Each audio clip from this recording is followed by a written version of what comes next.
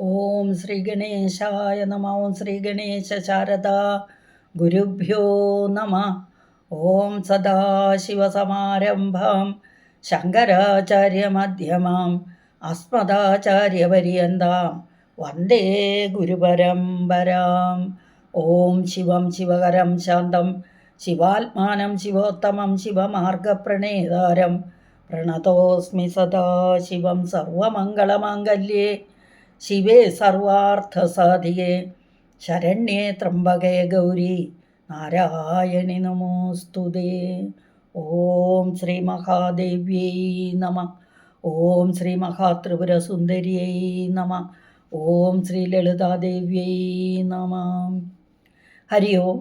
ശ്രീ ലളിതാ സഹസ്രനാമ സ്തോത്ര പഠന പരമ്പരയിലേക്ക് എല്ലാവർക്കും സുസ്വാഗതം, സുദിനം നേരുന്നു.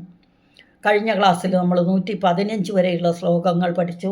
115 വരെയുള്ള ശ്ലോകങ്ങൾ പഠിച്ചു കഴിഞ്ഞപ്പോൾ 571 നാമങ്ങൾ വരെ പഠിച്ചു.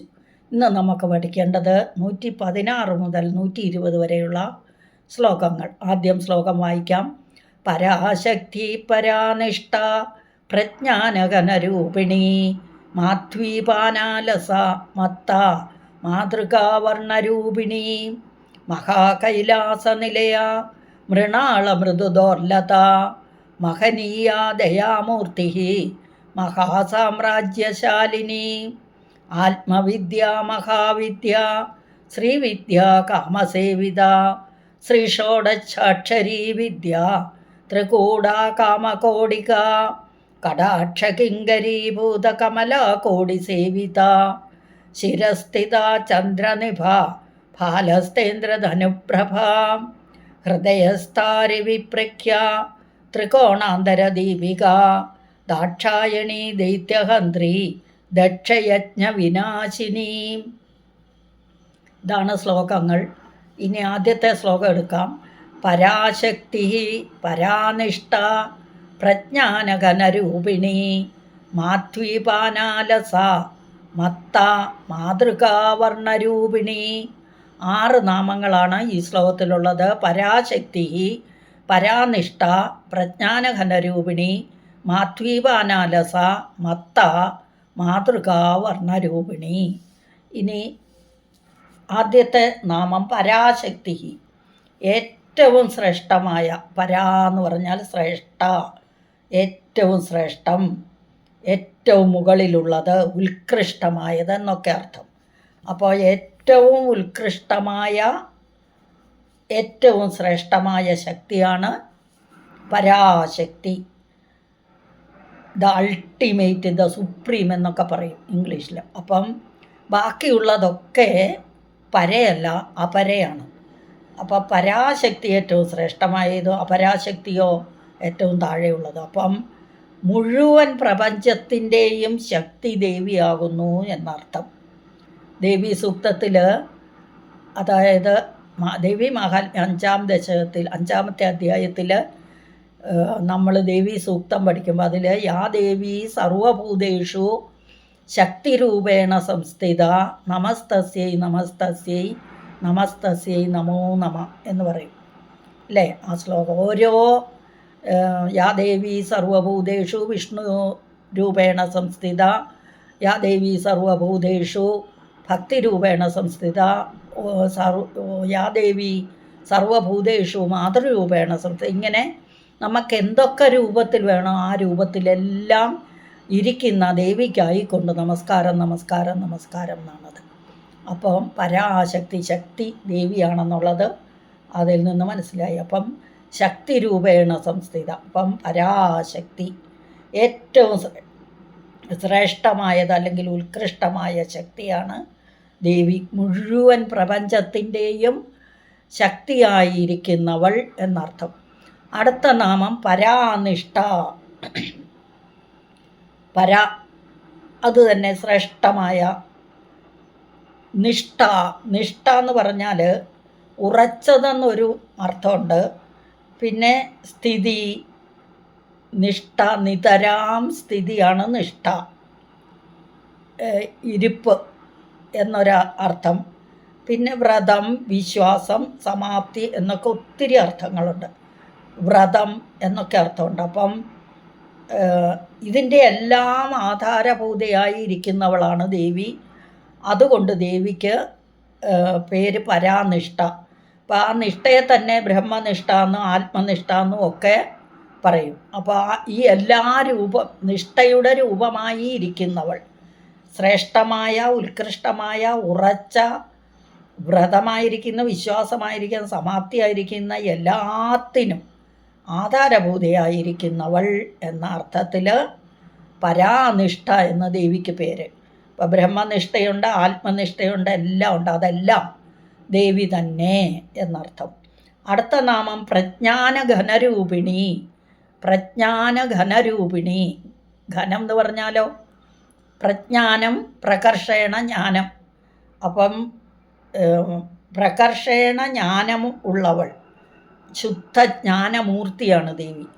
അപ്പം ജ്ഞാനത്തിൻ്റെ പൂർണ്ണരൂപയായിരിക്കുന്നവൾ, ബ്രഹ്മസ്വരൂപമാണ് ദേവി. അതുകൊണ്ട് ദേവിക്ക് പ്രകർഷേണ ജ്ഞാനഘനമായിരിക്കുന്ന രൂപത്തോടു കൂടിയവൾ എന്ന അർത്ഥത്തിൽ പ്രജ്ഞാനഘനരൂപിണി എന്ന് പേര്. ശുദ്ധജ്ഞാനത്തിൻ്റെ പൂർണ്ണരൂപമായി ഇരിക്കുന്നവൾ ബ്രഹ്മസ്വരൂപം ആണ്. അതുകൊണ്ട് അടുത്ത നാമം മാധ്വീ പാനാലസ മത്ത. മത്ത എന്നും ഒരു പേര്. മാധ്വീ പാനലസ മാധ്വീപാൻ അലസ, മാധ്വീപാനാലസ. അടുത്ത നാമം മത്ത, മാതൃകാവർണ്ണരൂപിണി. അപ്പം മാധ്വീപാനാലസ എന്ന് പറഞ്ഞാൽ മധുവിനെ സംബന്ധിച്ചത്, അത് സ്ത്രീലിംഗത്തിൽ വരുമ്പോൾ മാധ്വീ എന്ന് വരും. അപ്പം മധു എന്നത് പുല്ലിംഗവും മാധ്വി എന്നത് സ്ത്രീലിംഗവും. അപ്പം മധു എന്ന് പറഞ്ഞാൽ ഇവിടെ തേന്. മധുവിന് തേനെന്നും മദ്യം എന്നും പേരുണ്ട്. ഇവിടെ തേന്, അതായത് എന്ത് തേനാണ്, എന്തു മധുവാണ് ഇവിടെ പറയുന്നത്? തേനും മുന്തിരിയും ഒക്കെ ആണ് ഈ മധു എന്ന് ഇവിടെ ഉദ്ദേശിച്ചത്. അല്ലെങ്കിൽ മുന്തിരിങ്ങയും തേനും കൂടിയത്. ദ്രാക്ഷാമധുപാനം. മുന്തിരിങ്ങ, നമ്മൾ വൈനില്ലേ, മുന്തിരിങ്ങ കൊണ്ട് വൈൻ ഉണ്ടാക്കില്ലേ, അപ്പോൾ അതിനകത്ത് വേറെ പല ഇതും ഇടുന്നുണ്ട്. ഇവിടെ മുന്തിരിങ്ങയും തേനും മാത്രം. അങ്ങനെയുള്ള ദ്രാക്ഷ എന്ന് പറഞ്ഞാൽ മുന്തിരി, ദ്രാക്ഷം മുന്തിരിങ്ങയാണ്, മധു തേനാണ്. അപ്പം ദ്രാക്ഷാമധു, ദ്രാക്ഷയും മുന്തിരിങ്ങയും തേനും കൂടിയ ആ പാനീയത്തെ പാനം ചെയ്തതുകൊണ്ട്, ആ പാനീയത്തെ കുടിച്ചതുകൊണ്ട് ആലസ്യത്തോടു കൂടിയവൾ എന്ന് അർത്ഥം, അക്ഷരാർത്ഥം. അപ്പോൾ ഉപനിഷത്തിൽ മധുവിദ്യ എന്നൊരു വിദ്യയുണ്ട്. അപ്പോൾ അതിൽ ബ്രഹ്മജ്ഞാനത്തിൽ ആണ്ടിരിക്കുന്നതിനെ ബ്രഹ്മാനന്ദം അനുഭവിക്കുന്ന എന്ന അർത്ഥത്തിൽ, ബ്രഹ്മാനന്ദം അനുഭവിക്കുന്ന അതിനെ ഇവിടുത്തെ മധുപാനം എന്ന് പറയാം. മഹാത്മാക്കളൊക്കെ, സ്ഥിതപ്രജ്ഞന്മാർക്കൊക്കെ ഒന്നും ചെയ്യാനില്ല, അവരെല്ലാം നേടിക്കഴിഞ്ഞു, അവർക്കിനി ഒന്നും ചെയ്യാനില്ല. അപ്പം അങ്ങനെ അലസരായി ഇരിക്കും. അതുകൊണ്ട് ഈ മധുപാനത്തോട് പാനം ചെയ്തു കഴിഞ്ഞാൽ പിന്നെ അവർക്കൊന്നും ചെയ്യാനില്ല. അതുകൊണ്ടുണ്ടാകുന്ന അലസതയാണ് ആ മാധ്വീ പാനാലസ എന്ന് പറഞ്ഞത്. അപ്പം ഇവിടെ ദ്രാക്ഷാമധുപാനത്താൽ ആലസ്യത്തോടു കൂടിയവൾ എന്ന അർത്ഥത്തിൽ മാധ്വീ പാനാലസ എന്ന് പേര്. അടുത്ത നാമം മത്ത. മത്ത എന്ന് പറഞ്ഞാൽ മതിച്ചിരിക്കുന്നവൾ. ഈ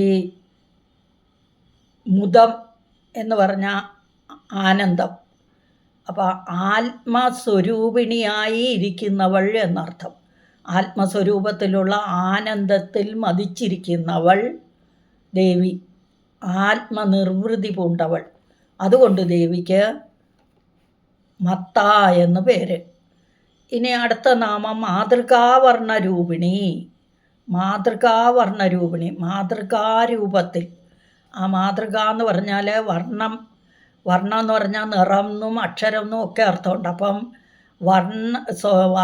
വർണ്ണങ്ങളുടെ രൂപത്തോടു കൂടിയവൾ എന്നിവിടെ പറയുന്നത് അക്ഷരമാല ദേവിയുടെ കയ്യിലുണ്ടല്ലേ, ഏതാ ഇവിടുത്തെ വർണ്ണം അക്ഷരമാണ്.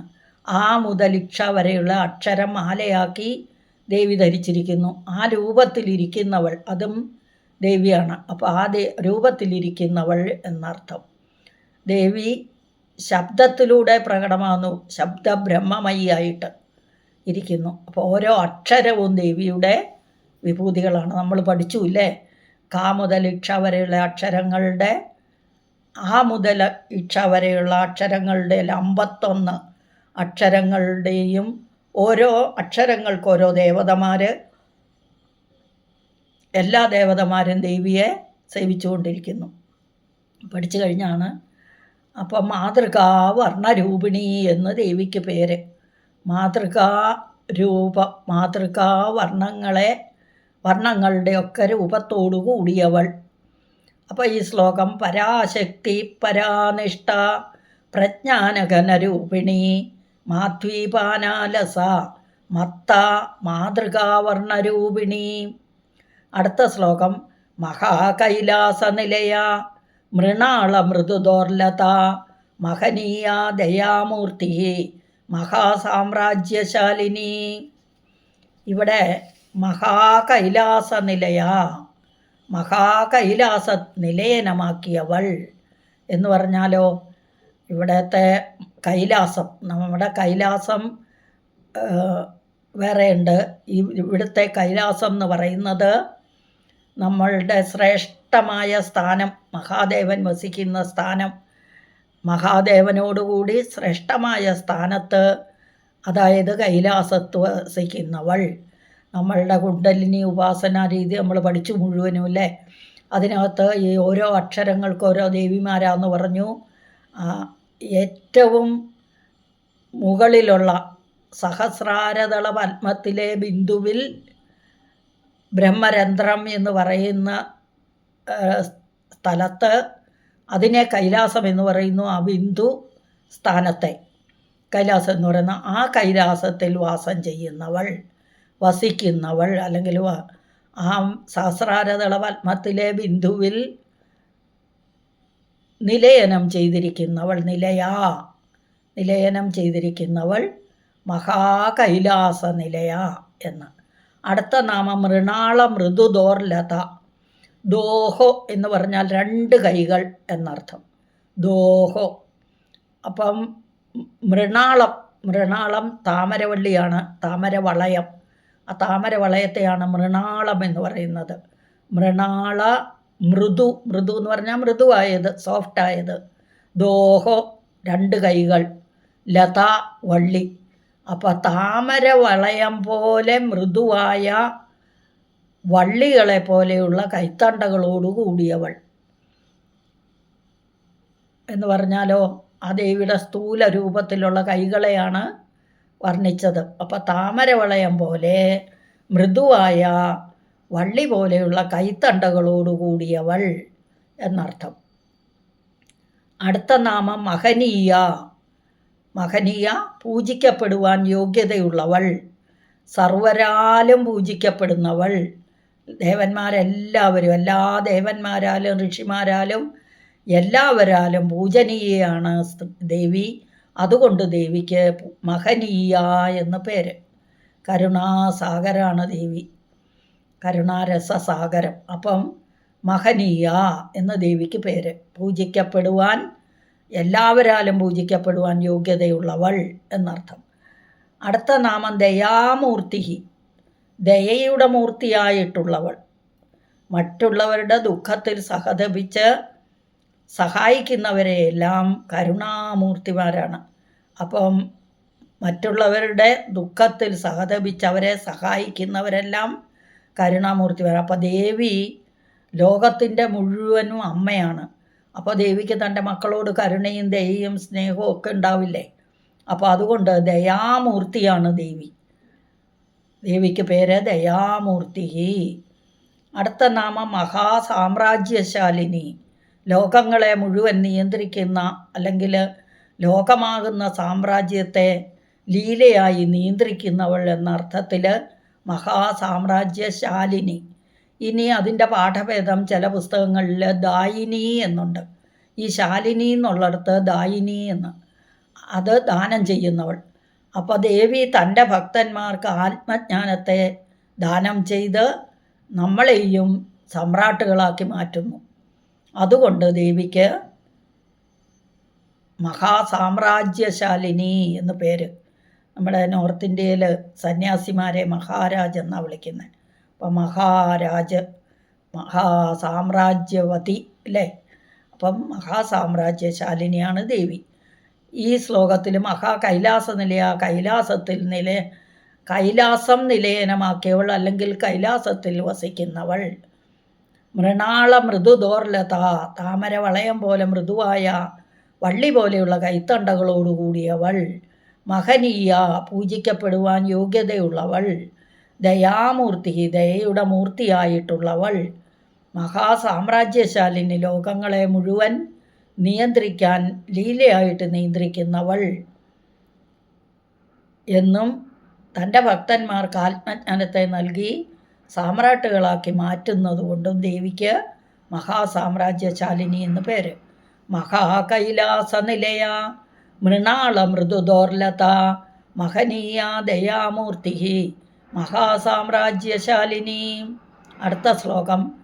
ആത്മവിദ്യ മഹാവിദ്യ ശ്രീവിദ്യ കാമസേവിത ശ്രീഷോഡശാക്ഷരീ വിദ്യ ത്രികൂട കാമകോടിക. ഇതിൽ 7 നാമങ്ങളുണ്ട്.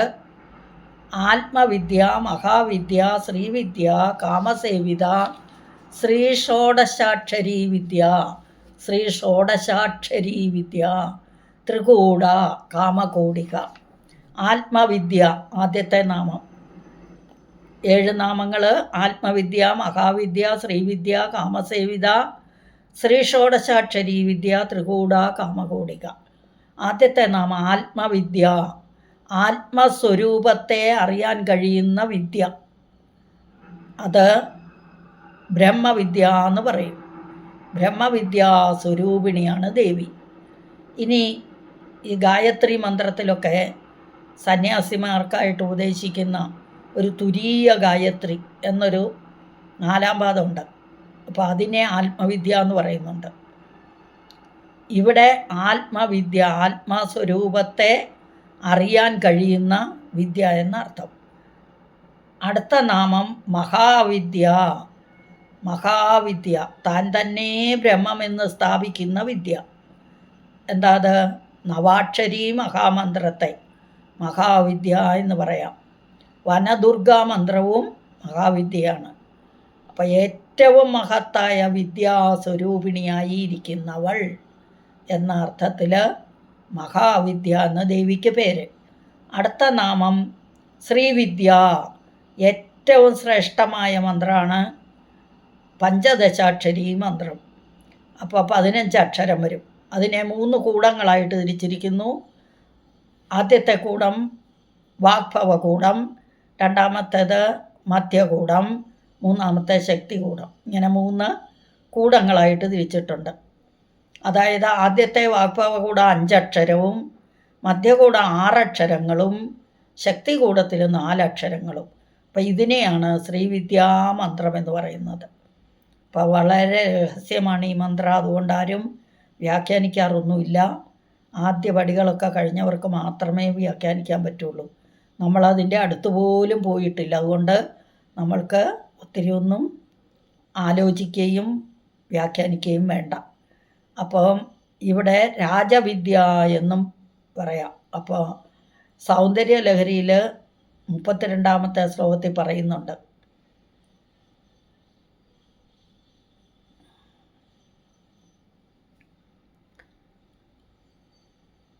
എന്ത്? വളരെ രഹസ്യമായതിനാൽ, രഹസ്യമന്ത്രമായതുകൊണ്ട് വ്യാഖ്യാനിക്കാൻ പറ്റില്ല. നല്ല വലിയ ഗുരുക്കന്മാർ, അതെല്ലാം അറിയുന്ന ഗുരുക്കന്മാരെ കണ്ട് അവരിൽ നിന്ന് വേണം ഇതൊക്കെ അഭ്യസിക്കുക. അപ്പോൾ ശ്രീവിദ്യ എന്ന് പറഞ്ഞാൽ ഏറ്റവും ശ്രേഷ്ഠമായ മന്ത്രമാണ്. ആ മന്ത്രവും ദേവി തന്നെയാണെന്ന് പറയുന്നു. അതുകൊണ്ട് ദേവിക്ക് പേര് ശ്രീവിദ്യ. അടുത്ത നാമം കാമസേവിത. കാമദേവനാൽ സേവിക്കപ്പെടുന്നവൾ അനങ്കനായി ഇരുന്നിട്ട് രതീദേവിക്ക് മാത്രം കാണാൻ പറ്റുന്ന ആ കാമദേവനാൽ പോലും സേവിക്കപ്പെടുന്നവൾ. എന്നിട്ടും വലിയ മുനികളെ പോലും മോഹിപ്പിക്കുകയും ചെയ്യുന്നുണ്ട്. അപ്പോൾ ശ്രീവിദ്യാമന്ത്രത്തിൻ്റെ ഉപാസകനും ഋഷിയുമാണ് മന്മഥൻ. 8 പേരിൽ ഒരാൾ. കാമദേവനാൽ സേവിക്കപ്പെടുന്നവൾ കാമസേവിത. അടുത്ത നാമം ശ്രീ ഷോഡശാക്ഷരീ വിദ്യ. ശ്രീ ഷോഡശം, ഷഡ് 6 ദശം 10, ഷോഡശം 16. അതെങ്ങനെയാണ് 16 ആവുന്നത്? ആദ്യം നമ്മൾ പറഞ്ഞു ശ്രീവിദ്യാമന്ത്രത്തിൽ 15 അക്ഷരമാണ്. ആ അക്ഷരത്തിൻ്റെ കൂടെ ശ്രീം എന്ന ഒരക്ഷരവും കൂടെ കൂട്ടി 16 അക്ഷരമാക്കി അതിന് ഷോഡശാക്ഷരീ വിദ്യ എന്ന് പറയുന്നു ആ വിദ്യ, ആ മന്ത്രത്തിന്. അപ്പോൾ ഇതിൻ്റെ മഹിമ വർണ്ണിക്കാൻ പോലും പറ്റാത്തതാണ്. 16 അക്ഷരം ഉള്ള മന്ത്രത്തെയാണ് ശ്രീവിദ്യാമന്ത്രം എന്ന് പറയുന്നത്. അപ്പോൾ എല്ലാ വിദ്യകളോടും കൂടിയവളാണ് ദേവി. അതുകൊണ്ട് ദേവിക്ക് ശ്രീ ഷോഡശാക്ഷരീ വിദ്യ എന്ന് നാമം. അതായത് ശ്രീവിദ്യാമന്ത്രത്തിൻ്റെ കൂടെ ശ്രീം എന്നുകൂടി ചേർത്ത് 16 അക്ഷരമാക്കി എടുക്കുന്നു. അപ്പം ദേവിയുടെ മുഖത്ത് നിന്നും, അത് നല്ല ഗുരുക്കന്മാരെ കണ്ട് പഠിച്ചിട്ട് വേണം പറയാൻ. അപ്പോൾ ദേവിയുടെ ഷോഡശാക്ഷരീ മന്ത്രം വിദ്യ. അടുത്ത നാമം ത്രികൂട, 3 കൂടങ്ങളോട് കൂടിയവൾ. അതായത് നമ്മൾ പറഞ്ഞു പഞ്ചദശാക്ഷരി മന്ത്രത്തെ 3 കൂടങ്ങളാക്കി തിരിച്ചിരിക്കുന്നു. വാഗ്ഭവകൂടം, മധ്യകൂടം, ശക്തികൂടം. അതിൽ ഇങ്ങനെ പഞ്ചദശാക്ഷരി മന്ത്രത്തെ 3 തിരിച്ചിരിക്കുന്നു. അത് മുഖം, ഉടൽ, കടിപ്രദേശം. 3 കൂടങ്ങളെന്ന് പറഞ്ഞു. അതിൽ ആദ്യത്തെ കൂടമാണ് വാഗ്ഭവകൂടം. അത് മുഖത്താണല്ലേ, വായു കൊണ്ടല്ലേ സംസാരിക്കുന്നത്. അപ്പോൾ അത് മുഖം. മധ്യഭാഗം ഉടലാണ്, കഴുത്തിന് താഴെ അരക്കെട്ട് വരെ ഉടൽ. 3-മത്തേത് നമ്മുടെ അരക്കെട്ട് ഭാഗം, കടിപ്രദേശം. അപ്പോൾ ഇത് 3 കൂടുന്ന കൂടങ്ങളോടുകൂടിയവളാണ് ദേവി. ത്രികൂട എന്ന ദേവിക്ക് പേര്. 3 കൂടങ്ങളോടുകൂടിയവൾ. കാമകോടിക, അടുത്ത നാമം കാമകോടിക. കാമകോടി കൂടത്തിൽ സ്ഥിതി ചെയ്യുന്നവൾ.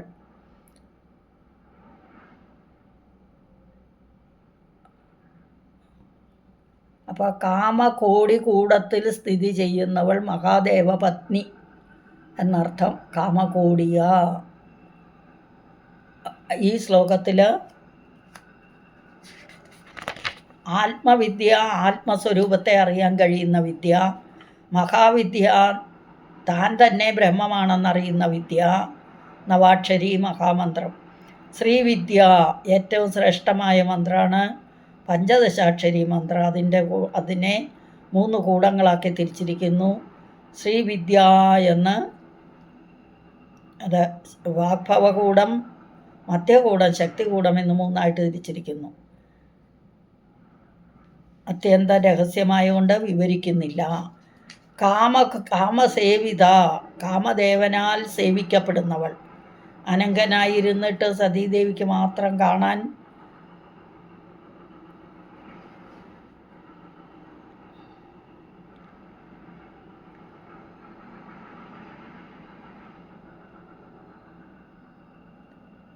അപ്പോൾ കാമസേവിത എന്ന് പറഞ്ഞാൽ കാമദേവനാൽ സേവിക്കപ്പെടുന്നവൾ.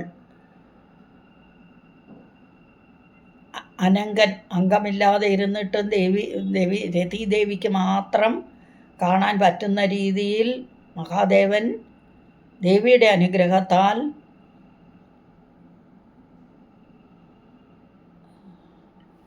ശ്രീവിദ്യാ മന്ത്രത്തിൻ്റെ ഉപാസകനായിട്ട് അപ്പോൾ കാമസേവിത എന്ന് അർത്ഥം.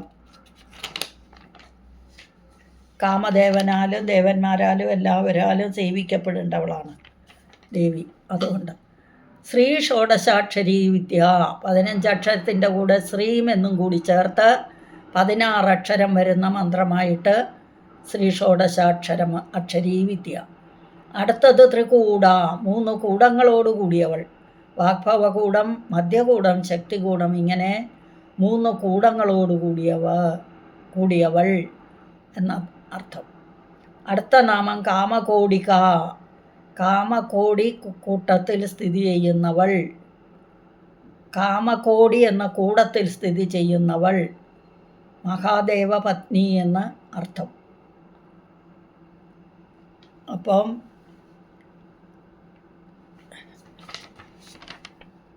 ആത്മവിദ്യ, മഹാവിദ്യ, ശ്രീവിദ്യ, കാമസേവിത, ശ്രീ ഷോഡശാക്ഷരീ വിദ്യ, ത്രികൂട, കാമകോടിക. അടുത്ത ശ്ലോകം കടാക്ഷകിങ്കരീഭൂതകമലാകോടിസേവിത, ശിരസ്ഥിത ചന്ദ്രനിഭ, ഫാലസ്തേന്ദ്രധനുപ്രഭ. ഇതിൽ 5 നാമങ്ങളാണ്. കടാക്ഷകിങ്കരീഭൂതകമലാകോടിസേവിത ഒരു നാമം, ശിരസ്ഥിത രണ്ടാമത്തെ നാമം, ചന്ദ്രനിഭ മൂന്നാമത്തെ നാമം, ഫാലസ്ഥ 4മത്തെ നാമം, ഇന്ദ്രധനുപ്രഭ 5മത്തെ നാമം. അപ്പം കടാക്ഷകിങ്കരീഭൂതകമലാകോടിസേവിത, ദേവിയുടെ കടാക്ഷം കൊണ്ട് കിങ്കരികളായി ഭവിച്ച ലക്ഷ്മി ദേവിമാരാൽ സേവിക്കപ്പെടുന്നവൾ എന്നർത്ഥം. കടാക്ഷം നോട്ടമാണ്. കിങ്കരന്മാരെന്ന് പറഞ്ഞാൽ ദാസികളാണ്, ദാസന്മാർ. ഭൂത ഭവിച്ചത്. കമലാകോടി സേവിത, കമലം താമരയാണ്. കോടിക്കണക്കിന് കടാക്ഷം കൊണ്ട് കിങ്കരികളായി ഭവിച്ച ലക്ഷ്മി ദേവിമാരാൽ സേവിക്കപ്പെടുന്നവൾ എന്നൊരർത്ഥം. ദേവിയുടെ കടാക്ഷം കൊണ്ട് തന്നെ കോടിക്കണക്കിന് ലക്ഷ്മികളാൽ സേവിക്കപ്പെടുന്നവൾ എന്നൊരർത്ഥം. അനേക കോടി ബ്രഹ്മാണ്ട ജനനിയായ ദേവി ഓരോ ബ്രഹ്മാണ്ടത്തിനും ബ്രഹ്മാവും വിഷ്ണുവും അവരുടെ ഭാര്യമാർ, ഇന്ദ്രനും ദേവന്മാരും അവരുടെ ഭാര്യമാരും എല്ലാവരുമായിട്ട് കടാക്ഷിച്ചാൽ ലക്ഷ്മി ദേവിമാരുടെ അനുഗ്രഹമുണ്ടാകും. അങ്ങനെ ദാസീഭാവത്തെ പ്രാപിച്ച ദേവിമാരിൽ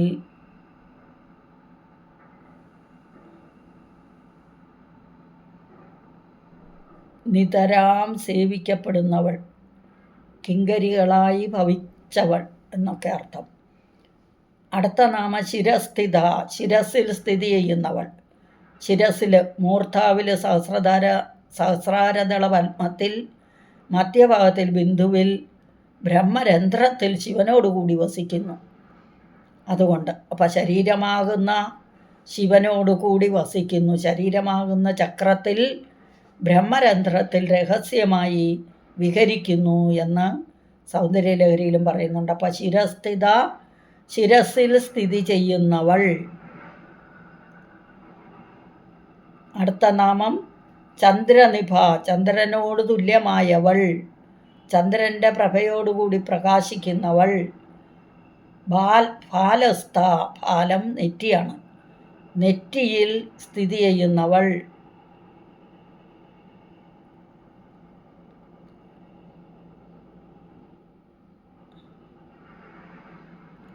അപ്പോൾ ഫാലസ്ഥ, ഫാല നെറ്റിയാണ്, നെറ്റിയിൽ സ്ഥിതി ചെയ്യുന്നവൾ. നെറ്റി മധ്യത്തിൽ ആജ്ഞാചക്രത്തിൽ സ്ഥിതി ചെയ്യുന്നവൾ മനസ്തത്വമാണ്. അടുത്ത നാമം ഇന്ദ്രധനു പ്രഭ, ഇന്ദ്രധനുസ് മഴവില്ല്, മഴവില്ലിൻ്റെ പ്രഭയോടുകൂടിയവൾ.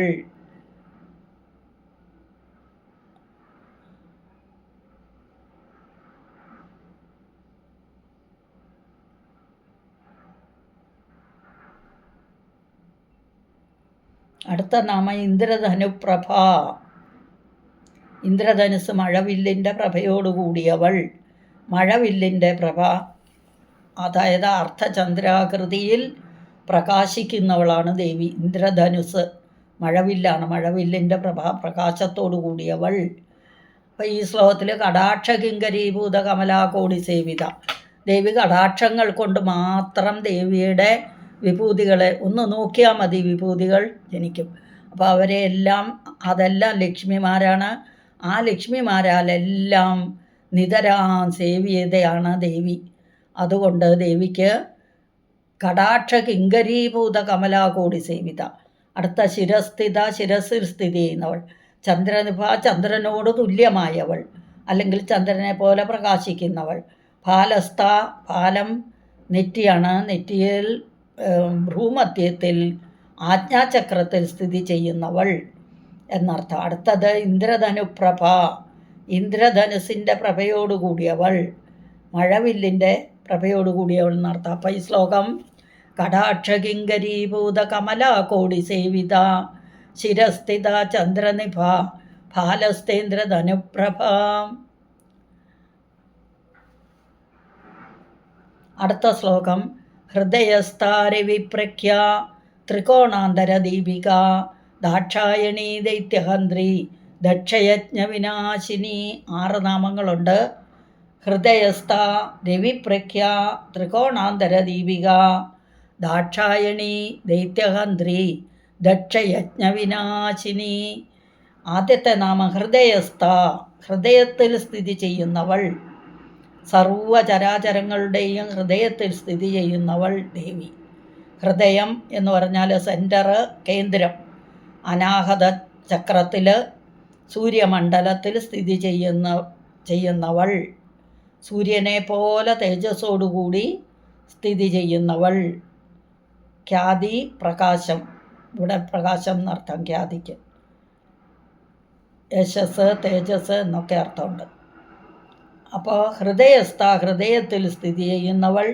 രവിപ്രഖ്യ, രവിപ്രഖ്യ പ്രകർഷേണ ഖ്യാതി, അതായത് രവി സൂര്യനാണ്, പ്രകർഷേണ ഖ്യാതിയാണ് പ്രഖ്യ.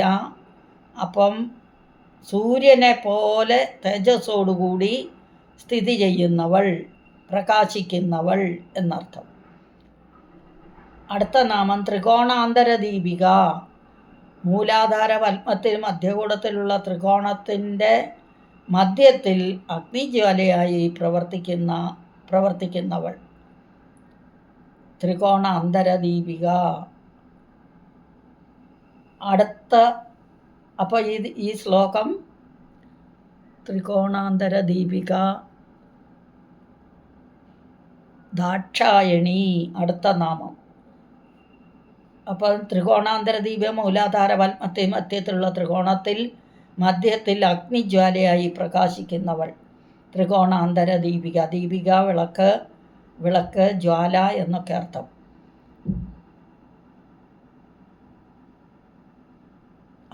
അടുത്ത നാമം ദാക്ഷായണി, ദക്ഷൻ്റെ പുത്രനായ ദക്ഷ പ്രജാപതി, ആദ്യത്തെ ദക്ഷൻ, ബ്രഹ്മാവിൻ്റെ പെരുവിരലിൽ നിന്നുണ്ടായ ആദ്യത്തെ ദക്ഷൻ, അഹങ്കാരിയും അഭിമാനിയുമായിരുന്ന ആ ദക്ഷൻ. ആ ദക്ഷൻ്റെ 16 മക്കളുണ്ടായിരുന്നു. അതിൽ 16ാമത്തെ മകളാണ് സതീദേവി. ശിവനെ വിവാഹം ചെയ്തു. മഹാദേവനെ അപമാനിച്ചതുകൊണ്ട് അഗ്നിജ്വാലയിൽ ആഹൂതി ചെയ്തു, ശരീരത്തെ ഇത് ചെയ്തു. അപ്പം ഈ ബാക്കി 15 മക്കളെയും ദാക്ഷായണി എന്ന് പറയുമെങ്കിലും ദക്ഷൻ്റെ മക്കളെയൊക്കെ ദാക്ഷായണിമാരെന്ന് പറയാം. പക്ഷേ സതീദേവിയെ മാത്രമാണ് മുഖ്യമായിട്ടും ദാക്ഷായണിയായിട്ട് പറയുന്നത്. ഇനി മറ്റൊരു ദക്ഷൻ പിന്നീട് ഉണ്ടായിട്ടുണ്ട് അല്ലേ, പ്രജേതസിൻ്റെ മകനായിട്ട്. ആ ദക്ഷന് 60 മക്കളുണ്ട്. അവിടെ പാർവതി ദേവിയാണ് മകളായിട്ട് വന്നത്, പാർവതി ദേവി. ഈ ആദ്യത്തെ ദക്ഷനിൽ സതീദേവി മകളായി വന്നിട്ട് ആ സതീദേവി മഹാദേവനെ വിവാഹം ചെയ്തു. അപ്പം മഹാദേവനെ നിന്ദിക്കാനായി കൊണ്ട് നടത്തിയ യജ്ഞത്തിൽ ദേവി ദേഹത്യാഗം ചെയ്തു. അപ്പോഴും അടുത്ത നാമം ദൈത്യഹന്ത്രി, ദൈത്യന്മാരെ ഹനിച്ചവൾ. ദേവി മഹാത്മ്യത്തിൽ മധുകൈടപന്മാർ, പിന്നെ ശുംഭനിശുംഭന്മാർ, പിന്നെ മഹിഷാസുരൻ, എല്ലാ രക്തബീജന്മാരെല്ലാവരെയും കൊന്നവൾ. ദുഷ്ടന്മാരായവളെ അവരെയെല്ലാം ഹനിച്ചവൾ എന്ന അർത്ഥത്തിൽ ദൈത്യഹന്ത്രി ദിതിയുടെ മക്കളാണ് ദൈത്യന്മാർ, ധനുവിൻ്റെ മക്കളാണ് ദേവന്മാർ.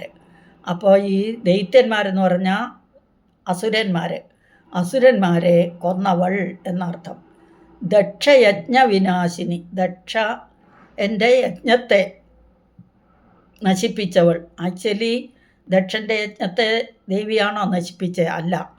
എങ്കിലും ഡയറക്റ്റ് ദേവിയായിട്ടല്ല നശിപ്പിച്ചെങ്കിലും അതിന് കാരണം ദേവിയായതുകൊണ്ട് ദക്ഷൻ്റെ യജ്ഞത്തിനെ നശിപ്പിച്ചവൾ എന്ന പേര് കൊണ്ട് ദേവിക്ക് ദക്ഷയജ്ഞ വിനാശിനി എന്ന്. അപ്പോൾ ഈ ശ്ലോകത്തിൽ ഹൃദയത്തിൽ സ്ഥിതി ചെയ്യുന്നവൾ രവിപ്രഖ്യ, സൂര്യനെ പോലെ. പ്രഖ്യ എന്ന് പറഞ്ഞാൽ പ്രകർഷണ ഖ്യാതി എന്ന് പറഞ്ഞാൽ പ്രകാശം. ഇവിടെ അർത്ഥം പ്രകാശം.